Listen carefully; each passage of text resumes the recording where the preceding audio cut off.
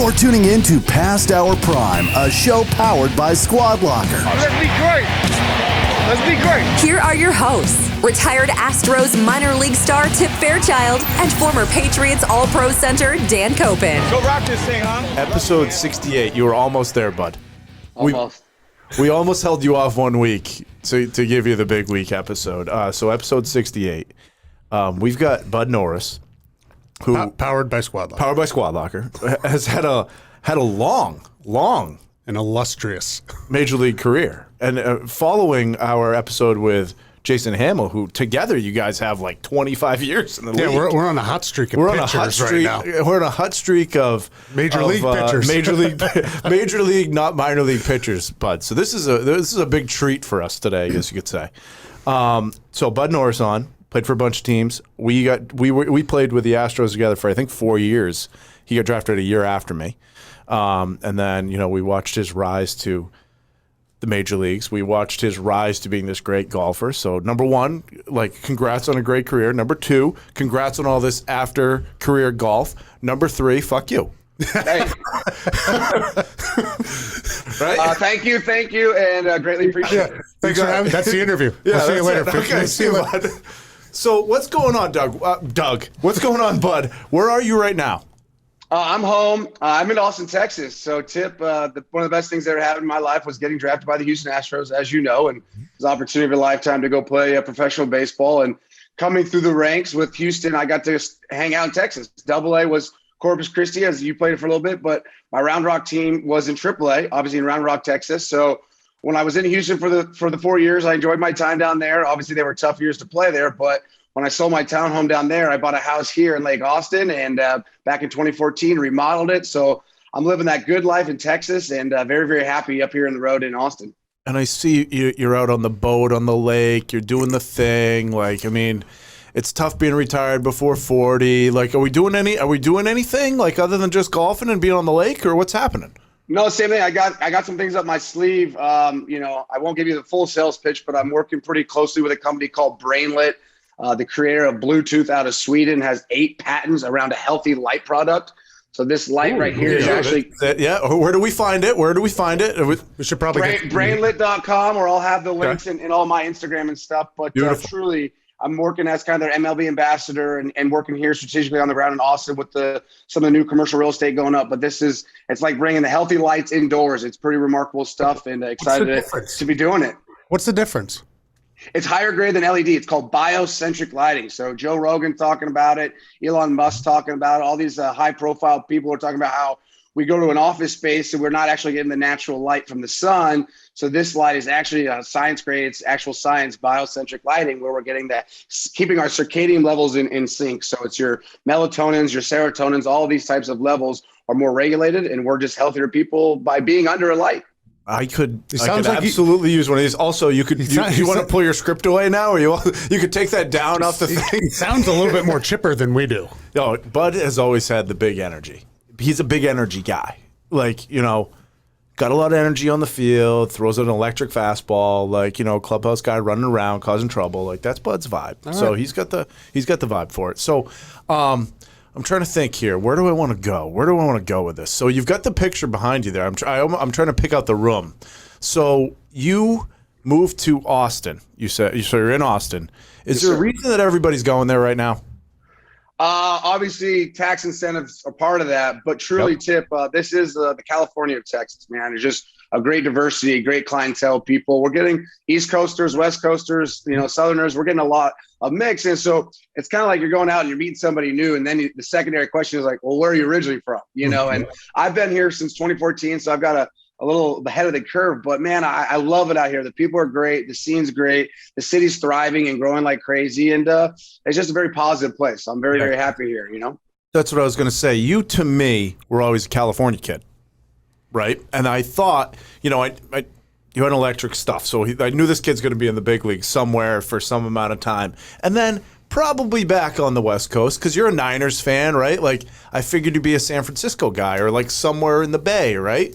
Absolutely. So it's surprising that you're not there to me. Well, so that was the thing is when I obviously was in Houston for 4 years. And when I got traded to Baltimore, I needed to figure out what I was going to do with my property. So my dad's my financial advisor. And he goes, So where are you going to go? I was like, well, I'd love to come back to the Bay Area. And he goes, absolutely not. I wasn't going to, take the loss on the financial taxes in real estate. So he goes, what do you want to do? So I had a great idea and got some confidence from my mom to go find a fixer-upper and remodel my house here. But, when it's all said and done, I can see myself ending up there. I do love the Bay Area. I'm a diehard Niners and Warriors fan. So it's been a lot of fun watching them the last couple of years. Obviously, the Warriors right now are in the thick of things. But I am really happy here. I'm in a great school district. I definitely want to raise a family here and stay here for a long time. But, maybe down the road I'll get back home. Yeah. But so I think I'm a healthy combination of both, and I got no ties one way or the other. What's going on with the Niners in the draft? This is kind of like a little follow-up draft episode. Yeah, we can do current and So do we like where we stand this year for the Niners for you? I mean, we got Dan the Pats guy. How do you like Lynch as the GM? I love Lynch. I think former player has handled the business side extremely well. He's turned it over. Shanahan have done a great job. You can remember when we had 4-win teams with Shanahan under as the head coach. I think he's gone out and worked the system very well. Obviously, we're Super Bowl contenders and have played well the last couple of years. We've obviously had some, I guess you'd call it drama around the quarterback position with Jimmy G, and then with Rodgers and Brady being potential options for San Francisco, who are both born and raised there. So I have some good insight. I love the Niners. We still don't know what Trey Lance is going to be. I believe he's probably maybe one more year away. We need to give him some more on-field reps. I think that will copy. You'd say the same thing. On-field reps are different than anything in practice or OTAs or anything like that. So, but I believe this draft, they went hands team specific. They didn't get a lot of offensive linemen. They got one defensive end. I think our defensive line was our first pick in the second round. But like I said, I'm a diehard, and I was in Vegas this last weekend playing in a golf tournament, and I was hanging out with our Pro Bowl kicker, Robbie Gould, who is gold. So we had a great weekend together hanging out. Robbie was in camp with us his rookie year. Didn't make it through. Vinatieri was still there. Well, so and then you had Gostowski. He ended up getting cut. I think he went to Chicago then forever. Mm-hmm. He was there. After that. Maybe it took him a year, but he was in camp with us. A good dude. And obviously great guy. Kicked for a long time now. And he's a golfer too, isn't he? Yeah, pretty good golfer. I think he plays about a 6 handicap. We played together on Saturday out at the Green Celebrity Tournament, which was a lot of fun. And then we went and saw John Legend that night. Got a picture of John Legend after the show, which is cool. I was what seeing about all your Debo stuff? Yeah, what's going on with Debo? Because last week, I don't even know who did it. I think it was OBJ. Maybe even put it out. People are saying he's going to the Pats. Well, so here's the thing. What Debo did last year is something that the league really hasn't seen. Obviously, I watched their games closely, but he was a dual threat running back and receiver. He was only in the running back slot because we had so many injuries at the position. So what he did was great. He fit into Shanahan's system incredibly. And obviously yards after catch or point after first touch is what he did so well. And it was awesome to see it. But is that what he's going to be forever going forward? Are we going to turn our whole offense into the Wildcat? I don't think that's really up to it. We got to, keep our system. But Debo, you're a slot. You're an X receiver. You're a number one. So let's have you out there where you belong. So he was trying to force the issue and get paid as this dual threat. And I respect it from a player side, but from the Niners side, it says, hey, guy, we do things in time. We've done really well with our slotting and the way we pay guys out. If you work with us, we'll work with you. So I think they called his bluff like they talked about. Let's just make them happy. Let's let the water settle and have a great year. Just not think about this. Yeah, I mean, he's excited for the season. I think he is.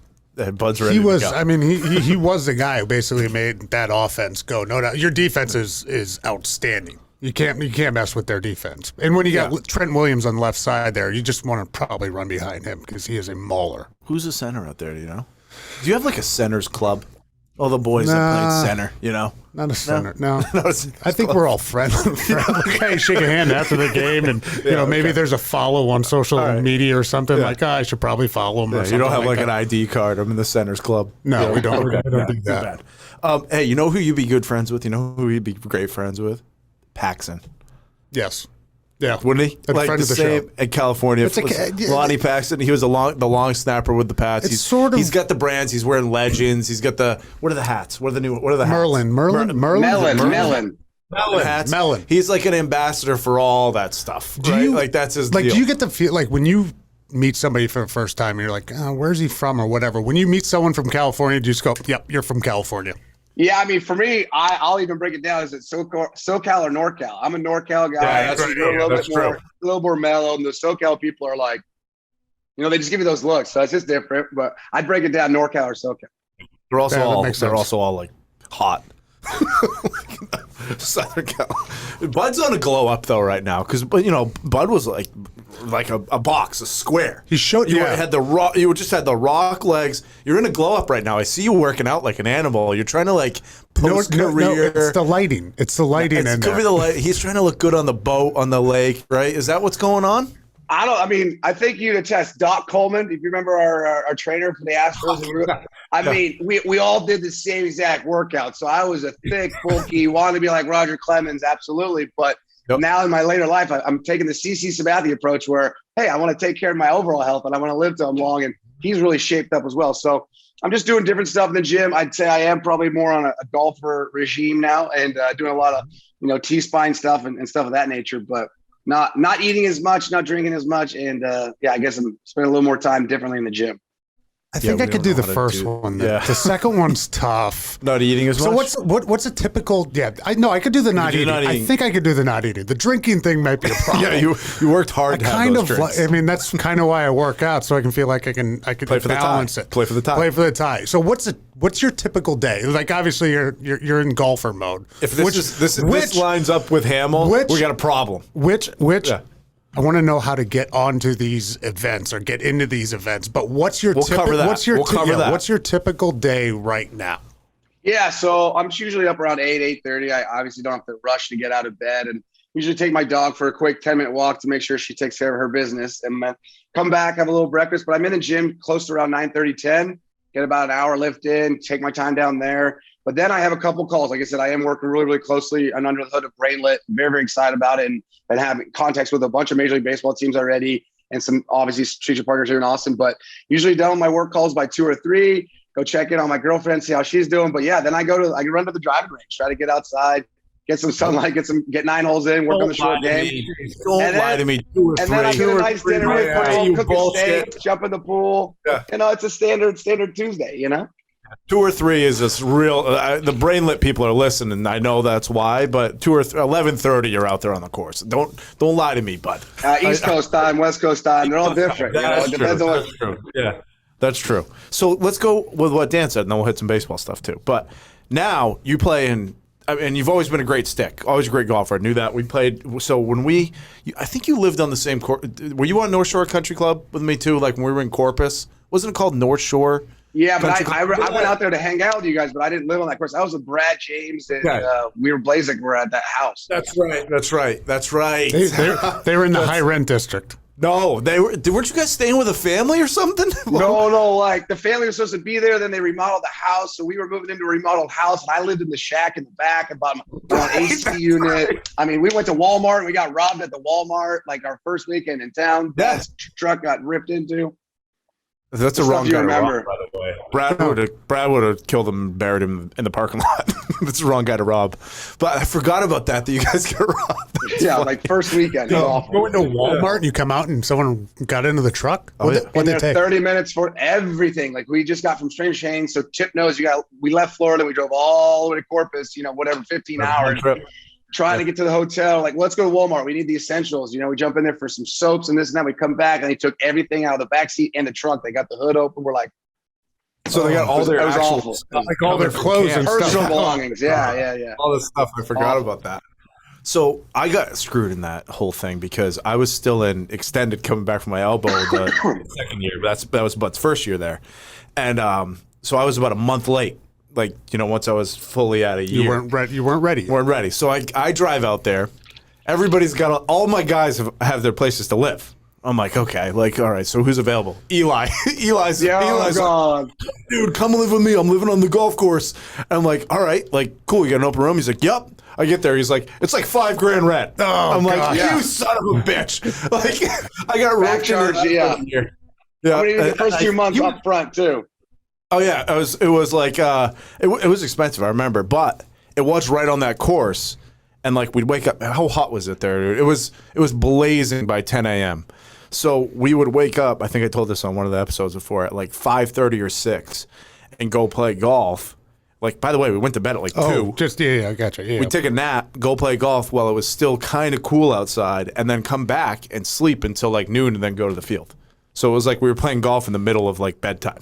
Yeah, but I mean, that was the time you could play where it wasn't hot and you can get your shit done. If you tried, I mean, how many games in Corpus, Bud, do you not even have BP or like anything outside because it's so hot? It's so awful. I mean, it's a great place. Love the city and love the people, but it's like a hairdryer in your face constantly from 10 a.m. to 4 p.m. And you're right. We weren't outside for BP because we had games at 7 o'clock. It's like, you're going to be drained. You're exhausted. You're dead. I mean, I don't care how much you hydrate. You're dehydrated after standing out there for a couple hours. So dead heat. I remember I'd stand under the foul down in the winter? under the foul pole. I would stand under the shade of the foul pole. I'd go find the shade from the foul pole. Yeah, it was, dude, and like that sun would just it was like the hottest sun ever where you'd be out there, you'd have, like, I remember we always used to use Bullfrog sunscreen too, super sticky. So we'd put that on and it would be like sizzling on your arm. It would be like it was cooking it. It was so hot. So I would not do well there. Is what you're saying. You would be burnt to a crisp. Because I don't really get tan. It's either white or red. Yeah, you would be burnt to a crisp in that place. And then, I mean, we had a pool out in right center. Like, that was like where fans could rent this pool or whatever. We'd run laps. I remember we used to call them like bow and arrows. You run around the outfield and then through the middle. And then when you were done, like, I would just have my shoes, shorts, shirt on, jump right in the pool, get soaked, walk back to the clubhouse, and then just hope we didn't have to go back outside. It's kind of nice. So many nights. Bud was always a starter too, so he knows these stories, and he's been in the stands plenty charting. Whataburger Field, baby. Oh man, we were in that, and you would be so hot out there. This is where I learned to wear the least amount of clothes possible. So if we went in and changed, and I was in the dugout wearing a uniform, literally, I'm not even kidding. No underwear, no sliding shorts, no socks, just baseball pants with a jersey. That was it. Because you were so hot. You can't do that with white pants. Oh, no, yeah, you can't. You just don't move. That's just not allowed. You just don't move. You just stay there. Or if we're in the stands, I remember just sitting in those seats, dude, and just, you'd stand up, and like, you know, the hot plastic seat. You'd stand up. Your whole back and ass would just be drenched. That must, I mean, you guys must have not wanted to chart. It must be worse in the stands. It was the worst. Yeah, you're in jeans and a collared shirt. They had rules for what you had to wear. You couldn't wear a collared shirt. Oh, we had to be dressed up. Awful. Yeah, no flip. Yeah, so like you're out there, you're like wearing sneakers, like, or whatever. Like, oh, it's just not. I mean, we sweat in this room. Imagine sweating down there. It was the worst type of sweat you could possibly have. Yeah, don't send me back. I don't want to go back. No, we don't. And you escaped, which is great. You escaped from there. You pitched. How many years total in the big? Was it 9? I got 10 seasons, but 9.5 years service time. You got the 10. Apparently, that's the magic number. Dan's been learning all about the difference between NFL and MLB and all this. I'm at like 95%, so I didn't get the full 10. I got 95%. I'm that close, but I might go pitching coach one day. You know, get back out there. Yeah, you need like 6 months. Up an extra year. Like just you're good. Just go to spring training as a pitching coach for 6 months. Call it a day. All right, let's get it back. I got one. So these baseball experts or whatever scouting within the team, number 1, number 2, number 3 prospects, right? Rated. You were the number 2 prospect, apparently, because Max gave us some wonderful intel. Yeah, he's a beast. What's it like to be the number 2 guy? I mean, number 1. Who was number 1, by the way? Who's number 1, and what's the difference? But like, I mean, if you're number 2, they got to be treating you a little bit better than somewhere. Well, I mean, hey, it was easy now. I was there for a little while. But there's got to be something different, right? Like, well, no. So one thing is we go to like elite camp. So Bud and I were at elite camp one year. So that was probably my demise is the way I look at that. But it was a great time because I went thinking like I'm going to be mid fucking season form at this thing. This is like with Nolan Ryan, Roger Clemens, you're at Minute Maid. It's probably 8 or 10 pitchers, Bud, and then maybe 8 or 10 position players. Yeah, it's like 20 total guys, all minor leaguers, and they get basically on-field instruction from Nolan Ryan, Roger Clemens, the head coach, manager. All the managers. Is it right before spring training? It's like no, it's a few end of weeks. January, yeah. and then spring training is like mid-February. But for minor league guys, we don't get there till like March 1st. So this is a little before. Early. Yeah, so it's early, and then I'm going into that like by the time I get there, I want to be like fucking mid-season, like because this is like everybody's there. So I pitched 100 or about 200 innings a year before, and then I'm pretty sure I just kept throwing because I was like I wanted to just be tuned up for this thing. And then the next year I blew my elbow out in spring training, so it wasn't great, but great time there though, Bud. That's a fun Absolutely. camp. Yeah, great Right. camp. I mean, it was a great idea. They only did it a couple of years, but man, it got us in the big league stadium, as you remember. Got to throw bullpens on the big league field. It gave you an actual taste. So when I got there, I was like, man, I've actually been on that field. It just gives you that extra ounce of confidence to go out there and pitch. Who was it number one? Was there any? Who was a bigger arm than you when you were there? Say double A. I mean, it's position players too. So I think honestly, you remember it might have been Castro. It might have been Castro. No, it was like Max Sapp or Ralphie Enriquez. It was one of the high school guys in front of us. Yeah. Yeah, we had some Does high it put school more guys. of like a trade target on you?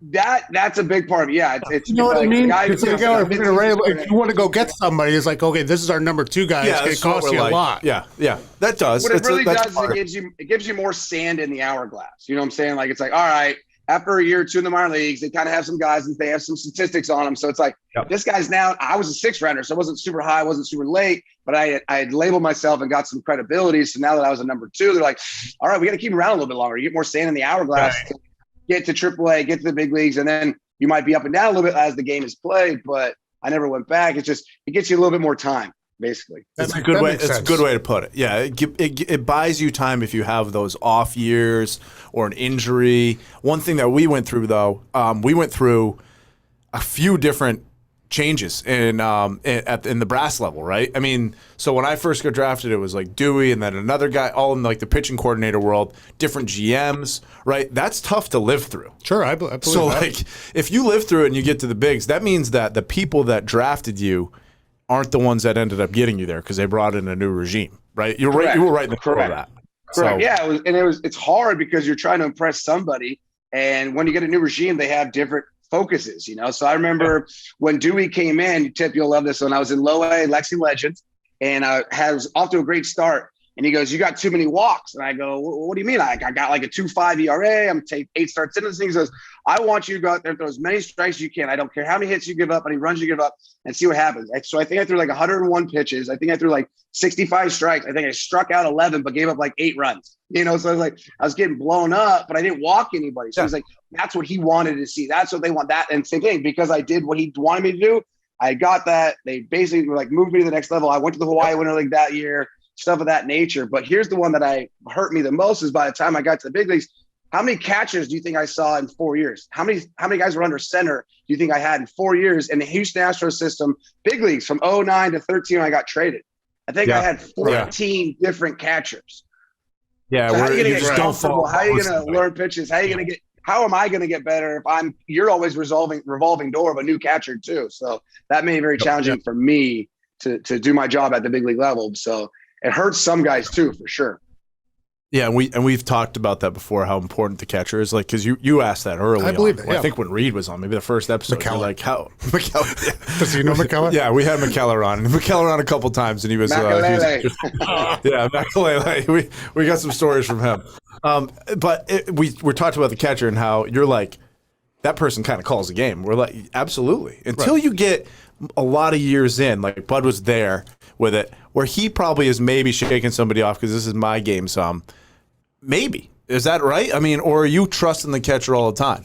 Well, I think now in today's game, you have to have, in my opinion, some idea what you want to do and how you want to attack guys. And I think in the heat of the moment, the third at bat, that's when you want that extra ounce of confidence from the guy behind the plate.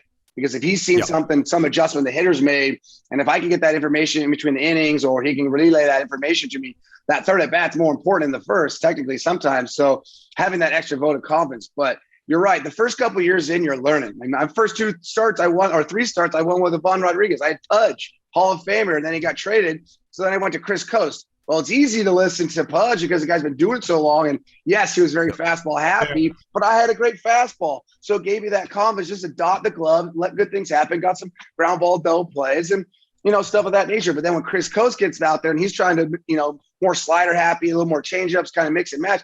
I was a power pitcher, Tip. You knew that. I wanted to bring everything I got with power. So trying to find that dial is very, very challenging. And what you have to work. You have to massage it a little bit. And so having confidence with the guy behind the plate is huge. And that's what I'm saying, more late in the game than it is kind of early. That's why building that regime, like having Yachty my last year as a closer, he had information. He'd run out there in between the at-bats. Now you can't do it as much. He's like, no, this is what this guy's done today. We're going to stay hard in on because he can't get to it. He's got a slow bat today. So you're like, boom, that extra that vocal confidence. You're like, let's execute. Let's have good things happen, you know? Where you need that catcher. You need to hear this for the betting. How much? I need to be on kidding. Like, hey, whose bat's slow today, bud? Send me the info. By the way, when you go back to the dugout, text Tip and let him know what's coming. We're going big on the under one runs in the how much of the signals come from the bench to the catcher at all? Or will he look over and like check it out?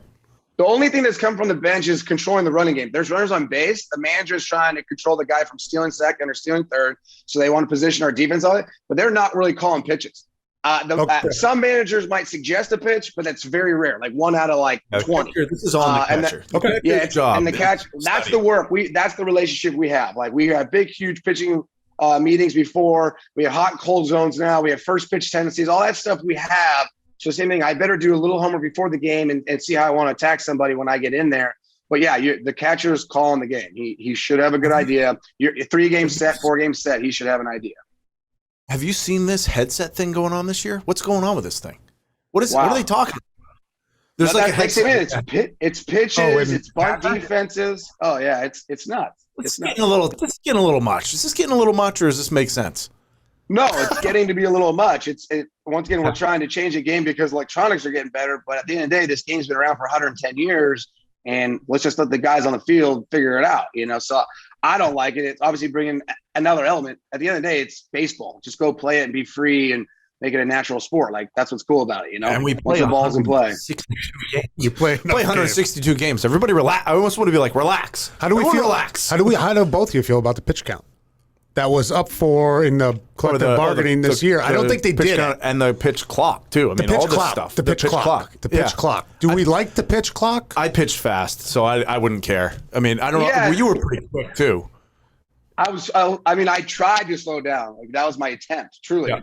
Because it's like, when you're out there, every pitch, there's so much on it. You just want to make sure you're in the best mind frame and tension free and positive, glass half full. So when I don't mind the pitch clock idea, it needs to be, it has some massaging to do as well. But I think it also go on the hitters too. Like, they can't keep taking their time. It's right. The whole point of the pitch clock is for Major League Baseball to get games inside a 3-hour window so that it can go to the next TV program. We're at like the 3-hour, 12-minute mark. So they're just trying to save little fractions to save minutes. And so there's a lot that we could all do together for sure. But the clock's not necessarily the problem. The fact that we're trying to strike guys out, like they struck a guy out the other day in the minor leagues for strike 3 because he took 2 feet out of the box. Like, that can't happen. You can't change the outcome of the game because of a shot, pitch clock or a hit clock. Yeah. So it's still got some massaging to do, but I'm all about picking the game up. We want more action.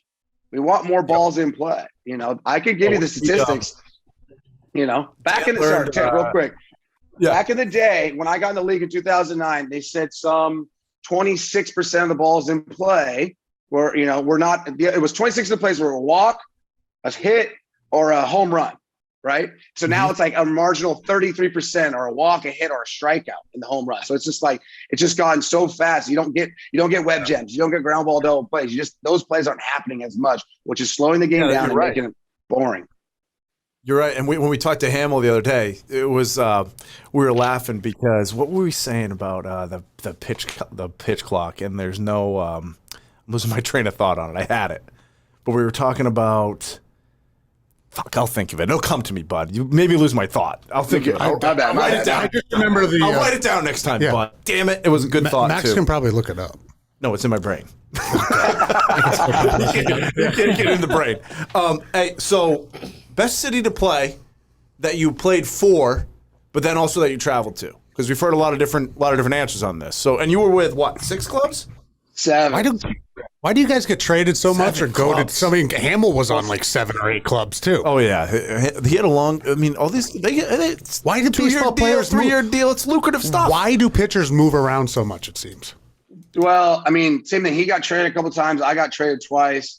So I got released once and then had to sign as a free agent. So some weird stuff can happen, but you're a commodity. And when a team's in a stretch and you're going to get, sometimes Tip understands, like, the trade deadline's July 31st, but the waiver deadline's August. So it's like, man, if I can go get that guy as proven veteran and get him for $1 million left to see how many innings I can get out of a guy, you need a spot starter or a good 7th inning guy. That's how you do it. You really are trying to build the chess team. So that's why it happens at the end. And you're not getting traded in April. You're getting traded in July and August for contenders, and then they'll get some minor league pieces in exchange. It doesn't matter. That contract's still guaranteed. But Tip understands that. Actually, no, I don't. I would have loved to have understood that in the middle of the quick hit cash. That would have been great, bud. So with you play for a lot of teams. You've been on a lot of teams that you lived, right? Like so. Orioles, Padres, Braves, Dodgers, right? Angels. Where was the best place to play? I don't necessarily mean don't think of just organizational people, but like living, stadium, fans, go out to dinner, food, right? Food. Dodgers. You're in Hollywood, bro, and they treat you like royalty. So the best story I ask is like, hey, I'll ask somebody, what's the best live music venue you've ever been to? And I'll say, wait, I'll go first. And I'll say, well, I got traded to the Dodgers in 2016. It was Vince Scully's last season. So Vince Scully's final request was to the Dodgers. And they said, well, what would you like? He goes, I would love a private show of Fleetwood Mac. So we had center stage, Dodger Stadium, blue carpet affair with no more than 1,000 people watching Fleetwood Mac at center stage on an off day. I'm sitting on a couch next to Clayton Kershaw and his wife watching Stevie Nicks just absolutely get after it. And I was like, how do you beat this? How do you absolutely beat this? So Dodgers, play for the Dodgers is something else. The media light, like for me, and then being in LA, the restaurants open up, the charity events open up, just like the golf events open up, just a lot more opens up for you. And you got like a real nice life buzz, which I appreciated. And obviously playing in Chavez Ravine. The place is loud. The fan base is there. They're there every night. You can't not hear a Dodger fan. You know, they're loud, they're boisterous, and I love them. But favorite cities to travel to were definitely Chicago. Obviously, I love going and playing day games in Wrigley. You can't beat it. And even going over to the South Side playing the Sox is pretty cool. But you're in Chicago. I love that city. But the one that I loved the most was Toronto. Getting up to Toronto, it's an extremely green city, great restaurants, great people, great buzz, and good walking around, nice little parks. And I'd bring my dog up there and stuff like that. So Toronto is definitely another great city I really enjoy getting up to. Any Red Sox or Yankees, was it ever on the table for you to go there and play? One of the we're in New England. This is the thing up here, right? I was so honestly, I forget his name off the top of my head, but he's a pitching coordinator for the Red Sox now, and he used to pitch in the big leagues for a while with the Kansas City Royals. It was like Butterfield or something. But he called me. He goes, "Hey," and this was after my season with the Dodgers. They kind of did both. I started in relieved and I signed non-roster with the Angels, but I almost signed non-roster with the Red Sox because they gave me some of these statistics saying, hey man, if you go to the bullpen, that cutter you got's really a weapon. It's really something you should utilize more. So once I heard that in the phone call, I kind of took it into my spring training. I definitely made the team out of camp, but I threw that many more cutters that year because of just great advice I got from Butterfield. I believe that was his name, Brian Butterfield or something like that. Yeah. And super helpful. Like I said, when somebody's seen your body of work for so long and then he gives you something like that you can use, and like you said, it's a former big leaguer, you're like, wow. So took that information and used it in Anaheim, but I wish I had used it in Boston for sure. Got it. We always like a food question. So, and we know the game. You go to the best places that you can possibly eat in every city. Why wouldn't you? You should try to do that. What's the best meal you've had? 10 years. 10 That's years, so right? Yeah. I mean, do we have a meal that you just were like, this is it? This is the meal for me? The one that blew me away. You're right. It's Brian Butterfield. It's from Maine. Born in Bangor, Maine. I told you. God damn it. I'm right all the time.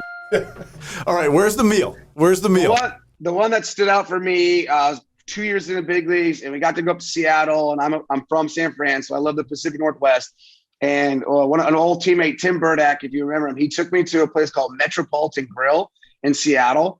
And I love a great steak, but this was phenomenal steak. I mean, the plate was one of those huge oval plates. You get a 24-ounce bone-in ribeye. You get all the mashed potatoes and the salad, all one plate. It's like falling over the plate. They don't care. They'll come over and sweep it up. That grill, that place, Metropolitan Grill, Seattle, was the first one that blew my doors off. But I love going to Chicago Cut in Chicago is another incredible spot. But truly, the other meal, I hate to say it, New York City, you get an Italian restaurant called Carbone down in Meatpacking. It's a pretty special spot too. Plenty of spots there. Pasta and steak. You just went to Bond, right? Where'd I go? Didn't you go eat somewhere in New York? come back from the Derby? No. Oh yeah. Last year. Yeah, last year. Yeah, zero bond. Yeah, it's like that's a spot. Yeah, it's like a Brady. members club though. Brady, I know, but Bud can get in. We can get. Oh Bud yeah, in. zero bond. Zero bond. Actually, he opened up another place too. I forget the name of it, but He's another rolling. member. Yeah, he's rolling. He's back. Do you go to the Derby? I mean, because with Lexington, I like fell in love with like the horse thing. You know, when we were in Lexington, because it was everywhere. It was awesome. Yeah, definitely got no behind Derby it. for you yet? I haven't been yet, but that's definitely on the bucket list for sure. Definitely get out there the next couple of years. I would love to check it out. I remember, Keelan was right there. It was really, really cool. Everybody talked about it all year. You got to see the horses in the fields when you're driving around, getting to the ballpark. So definitely would be into it. You said you're not. You've been to the Derby now in the Brady gang for what, 20 years? Oh, not 20. I mean, I'd probably been there for 15 years. 15. So no Something trip. like that, 12 to 15. No trip this year though. No trip, but I did see. I think This is big news. This is like breaking news. No, it was shut down for a couple years, and then he came back out of retirement. Okay. Not his football retirement that lasted about 2 months, but we shut it down for a couple years, and then it came back, and I think he won the Super Bowl when he came back. So it's like, oh, you can't break the superstition. We have to keep going with this. Mm-hmm. So that's done. I don't know if he's still going, but I did see a post. He's like filming that fucking movie now or something like that. Yeah, like Yeah, remember Man when in he the retired? Arena. It was like Man in the 80 for- Arena. No, like it's a 80 different- for there's Brady another- or something about an old some I group did of see people that. I that did like see are this. old and travel to watch Tom play or something like that. Yeah, I know. I did see something. Remember about when he this. retired? He's too busy. He's producing this movie. And I think he did a post the other day from like the set that they're actually filming it right now. He's got a lot going on. He's got a lot fucking He's going done. on. He's got a different crew. He's bringing a different girl to dance to the Derby. I don't know. Hey, I don't know if he's going or not. Okay, all right. Well, Bud, maybe we start our own group. But I do suggest a Bud. That's maybe the top sporting event for me to go to. And I bet like Super Bowl, yeah, okay. Daytona 500 was awesome. The Derby's number one. And I don't even care. Like, I mean, we had a different experience, but everybody, it's just your experience. Unbelievable Your experience day. is a decent But experience. it's an unbelievable day, regardless. All right. We had to fly down on a continental jet. I have flown down What a if we commercial. were in the infield? We got to wait in line to get in. Would you go? Yes, I would. Okay, all right. I would. It's just it's a party. Everybody has a good time. All right. Copy, you know who's my close neighbor and good friend here in Austin? Who's that? Pat's own Danny Amendola. Oh, really? And I believe I think Dola's gone with the Brady crew to the Derby once or twice. Oh, yeah. maybe. He was he was probably added on like the third time. edition, Yeah. right? I mean, there was like the early guys, and then maybe some middle guys, and then Edelman and Gronk and Dola were probably that was like the third Dola's regime. Dola's a good dude. There's another whole regime now, Great though. 'Cause dude. now you got all the Tampa Bay guys. Yeah, but He didn't bring many. no, he brought the backup quarterback, two backup quarterbacks, and he brought the tight end. Oh fuck, I can't even. You're struggling on names today. Brain freeze. Brain freeze is okay. So with that, right? All this stuff that you did, now you got all this golf going on. This is where Dan wants to pick your brain. Okay, and I want to pick your brain too. Because you said you've always been a good stick. What are you, like a one? Are you scratch right now? Maybe a little better. Right now, I'm at a 1 right now. Okay. All right. So good. We saw him in Club Court, right? Club on Court? Club Court. What you were on Club Court, right? Yeah. You've done. How many of these things have you done in American terms of Century? I have not gotten into that one yet. I hadn't. That's a tough invite, huh? Yeah, it's a tough invite. I'm from Northern California, so I hope one day maybe get in there. Like I'm like you said, San Francisco, Lake Tahoe, they're all right there. I grew up there as a kid.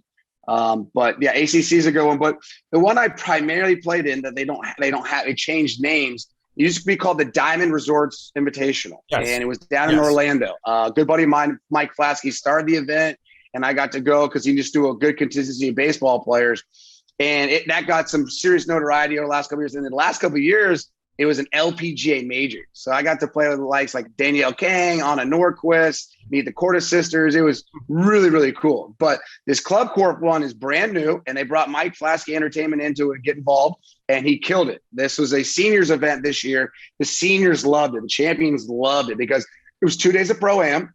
So the sponsors get to come out, get to meet some people. We had a lot of fun, engaging 2 days there. But then for the 3 days, Friday, Saturday, Sunday, we get to play our ball in a stable first. It was 2 celebs and 2 pros. So we had Romo this year. We had like Adam Thielen this year. Emmitt Smith was out there. Mark Mulder, John Smoltz. We just had a ton of great names, great people, and a great event of golf. And the Champions guys loved it. What was great is that they both events, the celebrities and the champions, both had playoffs. So we had Marty Fish versus Tony Romo in one playoff. And then we had a 3-way tie for the champions event. So like I said, I do love competitive golf. It's a different game for sure. Love being in the arena and having fun with it. So it was a great inaugural for Club Corp, and can't wait to get back there next year. It is fun. Just having him list all those names. Are you out? I realize this could be a lot harder than I thought. Jesus. Hey, all pro, couple Super Bowl rings. Dan can get in. He's a good stick. He's probably Absolutely. But we need to talk about this and make it happen. But all right, so Romo's really good, but you don't have to be necessarily like scratch or 1 or 2 or 3, right? You can have a little bit of a handicap. What handicap do I have to get to? Yeah, where does he have to play to? I would say just because they want the golf to keep pace, and these other guys are out there playing for real checks. So it's like you got to be enough to keep the group ahead and golf etiquette. So something like around a 10 or under a 10 would be perfect. You're fine. Would be great. You're in the, you're in the game. We're in. Hey, have you ever played with Hamill? With Jason Hamill, because he's a member at Dan's Club out here, and he mentioned, he's like, this is why I texted you. He's like, oh yeah, he's a good stick. I know he's a good stick. Maybe he just has seen you on TV or just known that you're a golfer, but he can move it. By the way, yeah, he's a big, tall, lengthy guy, very good athlete, as you know. I think we might have played once when we were in Baltimore for a hot second, but yeah, remember. Right. Yeah, he can sling it. He's a 1. He's about around a 1. Yeah, right he's probably now. around a 1 too. Yeah, so we're playing with him Thursday. You're right. His swing is so goddamn long, and when he gets like with the driver, he must have like a 39 or 49-inch driver. By the way, hop on a flight. We need a 4th for Thursday morning at my club. It sounds like you have time. You can make your brain lick calls on the way. Yeah, we can line up 36 too. We don't need to make this a 1. 8. Well, your club's not even open yet. You can walk most of it. You can walk most of it. It's not fully open, but Wannamoysit is the club. It's where the New England or Northeast Amateur Northeast is. Am. So this club is a real deal. You would like that. Which leads me to my next question. On the road, you bring your clubs a lot. We know that. You played a lot of nice courses. Do you have a bucket list of places you haven't played? And then what are the ones that are on there because of your past, because of playing baseball, you've got to get out on at? Right. Well, bucket list for sure. Even though I was with the Braves for a hot second, I did not get to play Augusta. So going and playing Augusta is the one that Did you ever go on the property and just see it? So no, when I was in the minor leagues, Tip and I went through Low A. We went through Savannah. So you drive by it on a bus, but you can't see in. It's all Ivy fence club. You can't see nothing. Yeah, it's in like a rough spot too. Like you're driving around, and you're like, what? Yeah. What? Yeah. I think they're trying to help out that area a little bit. Well, no, there's some area. I mean, we do a lot of business with Augusta Sportswear down there, so I'm down there quite a bit. And I played at Champions Retreat, which is beautiful. It's 15 minutes from there. Some awesome courses, and it looks a lot like Augusta, right? Because it has all the pines, and it's like got the same kind of vibe. It's obviously not, but it's if I kind of felt like it a little bit. Okay, but let him finish the question. No, so there's good course. So what are the courses? Here we go. So the ones that I got to play, played them. Yep. The absolute best walk that you can't take back or ever, is Oakmont, Pittsburgh, Pennsylvania, Oakmont. Insane. It's like 4 miles or whatever it is. You got to caddy, not a cart out there. You're like 5 holes in. You're like, you feel like you just played 18 because it's that far, but epic, just absolutely epic. The other one I really, really enjoyed was going and playing Congressional when I get up to DC, just across the water there from Georgetown. Extremely special history, all the rest. On the West Coast, I'm pretty fortunate. I'm a non-resident member at Olympic Club. So when I go in, I used to take a couple buddies out there to go play the lake course, which is cool. But then the one that I really enjoyed in San Diego, I'm glad I made the trip. It's called the Bridges.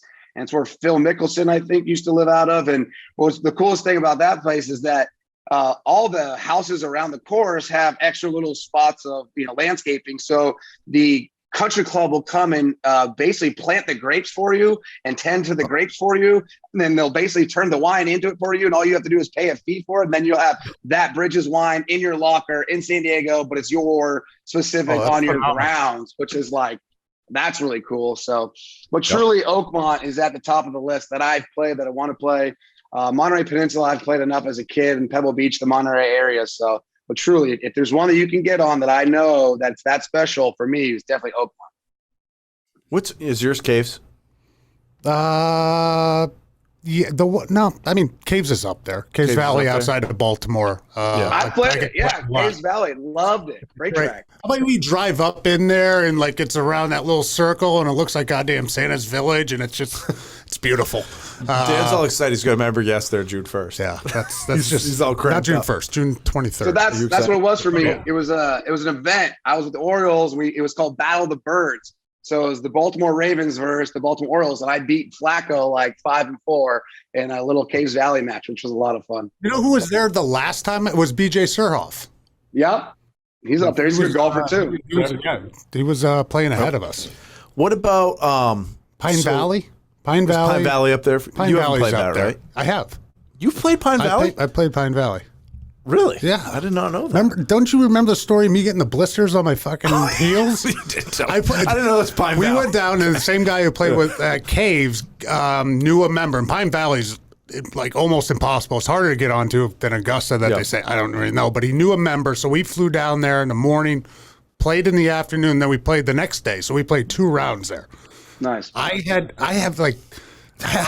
hit with a bocce ball in the back of my heel. So there's like a calcium deposit on one of them, and I have a hard time trying to get through the story quick so it doesn't drag on. We're in the calcium deposit and bocce balls. I have a hard time like finding some shoes, especially golf shoes that fit and like don't give me blisters on the back. So that's why I need more of like that sneaker style. Yep. So I bought these like Echoes. Freddie Couples swears by them. Great for the back, so comfortable.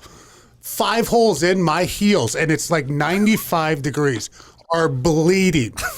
Bleeding. I go to the turn like, fuck this. I'm going to get my used golf shoes. I'm going to get. Yeah. The damage was done. The damage was done. Too late. I'm taped up. There's blood running down my heels for 2 days. By the end of the second round on the back 9, I would tee off, take my shoes off, walk to the ball, and put them back on. That's a tough day. I powered through. That's a tough day. It was a painful 2 days. Whew, that's a tough one. So Augusta's on your list, obviously, but it's on all of ours. None of us have not done. I did not remember that was Pine Valley. That was Pine Valley. That's a big get for you. What about Pebble Beach? You done Pebble Beach? You said that, right? I played it a bunch as a kid. I probably played it, 12 times in my life. I love it. It's great. You can't be even mad out there. You can't even have a bad night. I don't care how many doubles you make. You're just kind of like, new team. It's Pebble. What about your club in Texas? So you're at a place now. What's the name of the place now? Is it a nice track? Yeah, it's called Barton Creek. So it's the Omni Hotel and Resorts here. It's actually the Golf Channel has a commercial that's been on repeat a whole bunch recently. But they just pumped in like $180 million over to 4 courses over the last like 2 years.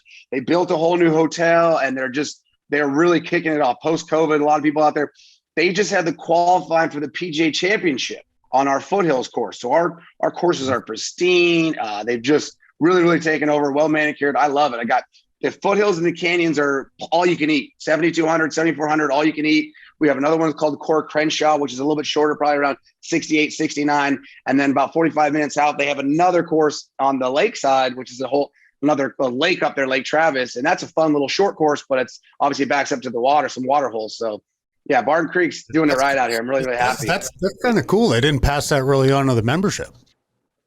No, I mean, so no, exactly. The East Coast, this is a big thing out here. We don't have any space left.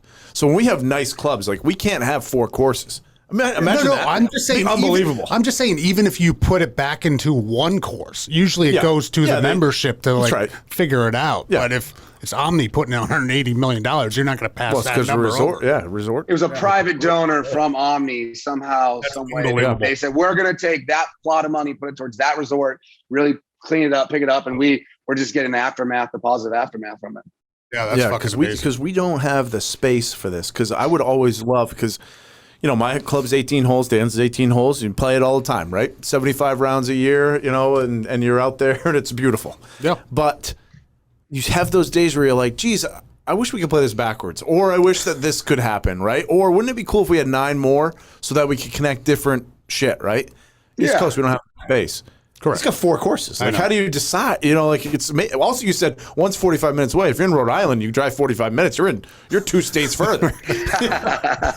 you're like in New Hampshire already. So we got to find some more space out here. Yeah. Good luck. Okay. What's my last thing? What's in the bag right now? What's in the bag? I'm rocking PXG, the Gen 3 PXGs. I was lucky enough to have Gen 2s. I liked them. I made the switch from actually I had Miras first, which was this Japanese Shogun wood. They're pretty sweet. Oh, you're not naming any brands. Like you don't play Titleist. Like you don't want to play TaylorMade like the rest of the world, or no? No, Mizuno. Okay. If you're gonna go middle of the road. I love Mizuno. I grew up on the MP32s. Those are sweet irons. But I've been rocking the PXG Gen 3s. I got all the way through the wedges.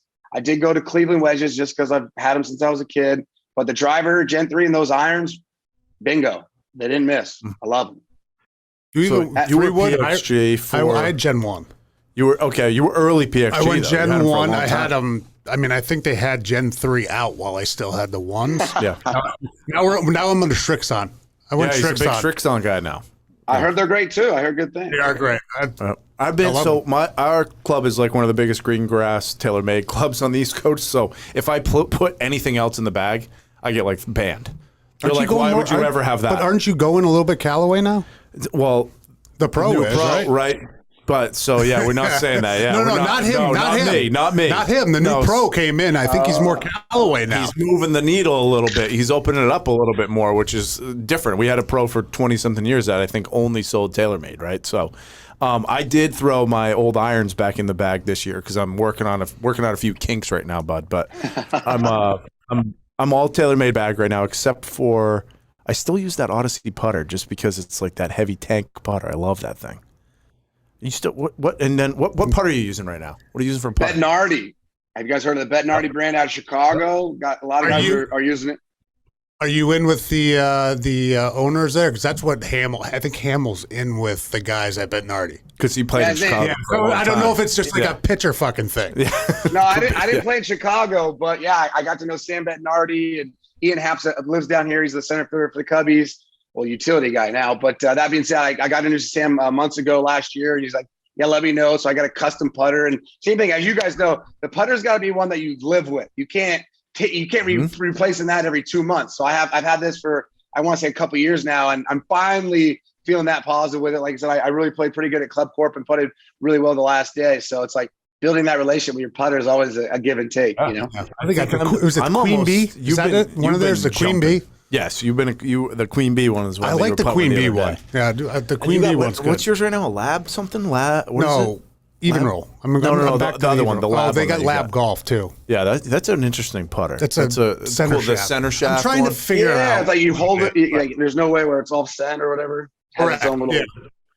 It's cool. I want that one that stands up by itself. But you're right though. Intimate relationship with your putter. My putter, it's been in the bag for 6 years now. And all I do once in a while, bud, is I put it in timeout. I put it in timeout. If I'm rolling it great for a couple rounds in a row, I might put it in timeout for a round and pull something else out. You look at something different, and then you go back to it, and it feels like, oh, I love the feel of this again. Sometimes you got to put it in timeout. That's what I do. Obviously, he doesn't agree with you. I don't know. No, I don't disagree with it. Maybe I should try it when it goes bad. When I need to put it on timeout, give it a little timeout. Put it in timeout. Not opposed to it. Take it out of the bag, put it in the garage, and put the other putter in the bag, go play, and then come back and be like, I'm sorry. You're not putting anything. I need you back. You're not putting anything or anybody in timeout yet anyway, so you might as well figure out how to do it. That's right. Yeah, you got to figure out how to put practice it in timeout. Practice now. Yeah, get used to it. Okay, so we covered it all, I think. Did we cover it all with him? So we learned that you probably can't get in any pro-ams. Names are going to be Copy. We can work on it. I got some connections. Okay, we'll work on it. Open. Yeah, Call me Coppin. Yeah, that's true. See, names are going to be the problem. Screwed. You're screwed. So yeah, you need to have 3 Super Bowl rings to be able to get in. That's what we probably have learned, right? They should have had that too. We should have had 9. Okay. God. All right, bud. Hey, that was good.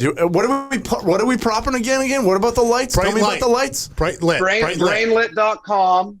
Brainlit. You almost had it. LIT. And then there's another one I'd like you guys to put up. It's Beamer, BEMER.com. Really great. It's like a health mat. You lay on this thing twice a day for 8 minutes, and it's all about blood flow recovery and your white blood cell count, your red blood cell count, just positive ions. This thing's helping a lot of people. My dad had chronic low back pains. He's been using it now too. Really, really cool thing. Beamer. What did you see? Lay on it? No, but did you? Yeah, it's a mat. You can put it in like your work chair. You can go put it on the couch. You could put. Does it have spikes on it? No, not different. No, which one is that?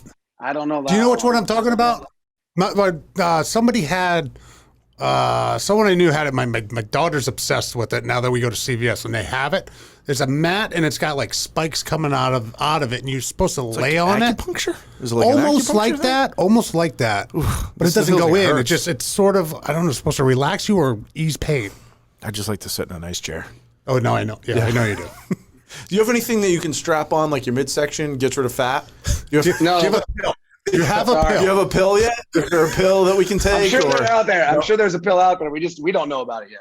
We're searching. He goes to the gym every day. I know. He's got time, and then he takes. We're hurting his range game right now. He's got a work call that is then he wrapping takes some up calls, and then he goes to the golf course. I mean, it's tough. What are we working on today? Chipping? What are you working on? Oh, short game always. Yeah, short game. Okay. All right, bud. Well, I get the big stick plenty good. Don't worry about that.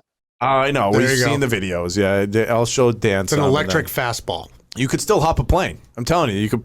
Thursday morning, it's going to be 71 out here. Yeah, club's going to be buzzing. Never know. Like, he could send me a text, and we'll pop you out there. 9:08. Send me the dates. All right. Well, I'm taking a red eye. I'm taking a red eye Wednesday night to get there by 9:08. All right. Perfect. That's an easy flight. Easy flight. We'll do this, and then when we come down your area, we want to come out. You have 4 courses, and we're going to be down there. Put you up at the Omni. We said 4 of them. It'll be a long 4 days. Don't screw us like in July and August when it's 115 degrees out there. We need when nobody wants to come and visit them. It's like, yeah, come on, guys. Yeah, come on down, guys. Come on down here and die out here on the plains of the Austin area. It's very hot. Hey, I'll play whenever. Okay, you battle through. 6 a.m. Right, it's a 6:30 a.m. tea time back then. Yeah, nobody is out there during the day on those courses down in Texas. That interferes with the 8:30 wake up call. I know. He's got it made now. Look at him. We'll flop the schedules. Oh, yeah. There you go. Perfect. All right, bud. Good talking to you, buddy. All right, guys. It was fun. See, that's nice. Thanks, bud. Thanks. See you. Later. Later, guys. Fast Start Prime is brought to you by Squad Locker. Squad Locker is your one-stop shop for custom team apparel, delivered right to your front door. Learn more by visiting squadlocker.com.